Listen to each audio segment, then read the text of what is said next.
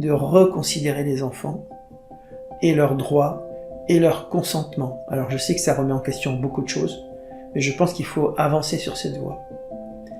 Ne serait-ce que pour apprendre à écouter notre enfant intérieur et le fait de sortir de l'exil cet enfant qui souffre et de lui donner la parole sans le juger. Bonjour Gilles. Bonjour Agnès. Bonjour à tous et bienvenue au Réveil émotionnel. Le sujet aujourd'hui est libérer l'enfant. Alors Gilles, déjà, pourquoi as-tu souhaité aborder ce sujet ? Je me suis rendu compte d'une chose qui paraît très banale, c'est que je n'ai jamais vu de manifestation pour la cause des enfants. Et je me suis dit, tiens, ce serait intéressant quand même de voir que les enfants ne sont pas tous considérés d'une manière respectable. Les enfants ne sont pas tous aimés inconditionnellement. Puisque nous voulons être aimés inconditionnellement, je pense que c'est important d'apprendre à aimer nos enfants de manière inconditionnelle.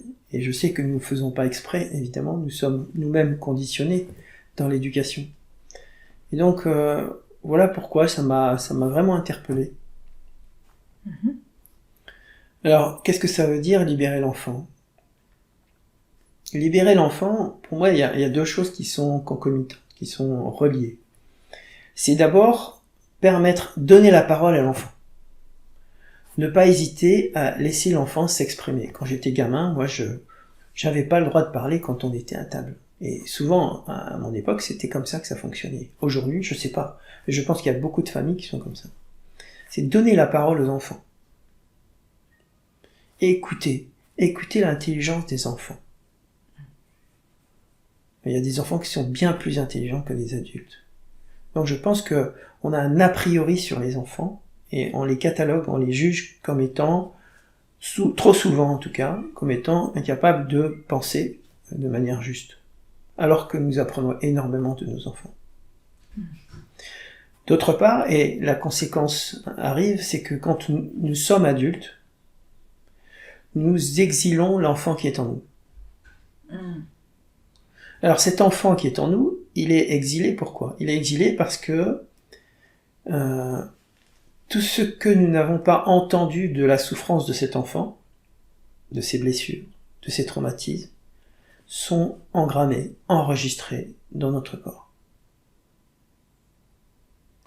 Et donc le lien que je fais, c'est que si nous apprenons à écouter vraiment les enfants, et je sais que les conditions ne sont pas faciles parce que les parents travaillent, etc., mais je pense que c'est une nécessité de reconsidérer les enfants et leurs droits et leur consentement. Alors je sais que ça remet en question beaucoup de choses, mais je pense qu'il faut avancer sur cette voie. Ne serait-ce que pour apprendre à écouter notre enfant intérieur et le fait de sortir de l'exil cet enfant qui souffre et de lui donner la parole sans le juger. Ok. Alors, prenons l'exemple de l'enfant qui veut pas aller à l'école, qui dit qu'il veut pas aller à l'école. Donc du coup, comment on peut faire face à une situation comme ça ? C'est juste expliquer le pourquoi. Peut-être que l'enfant a raison de ne pas avoir envie d'aller à l'école. C'est reconnaître qu'il peut avoir raison. Reconnaître que nous vivons dans une société où on est obligé d'aller à l'école. Alors bien sûr, ça c'est bien fait. Mais peut-être que l'école pourrait être autrement, plutôt que de nous remplir le crâne d'informations, de conditionnements, on pourrait peut-être à l'école changer les choses. Et si l'enfant n'aime pas aller à l'école, c'est qu'il a de bonnes raisons de ne pas avoir envie d'aller à l'école. Peut-être. Et donc ça change vraiment les choses. Et les enfants, du coup, peuvent nous apporter eux aussi quelque chose par leur regard naïf, pas au sens péjoratif, mais un regard qui est neuf sur la société. Intéressant. Ok. Alors, s'il y avait une chose à retenir, ce serait quoi ? Ce serait tout simplement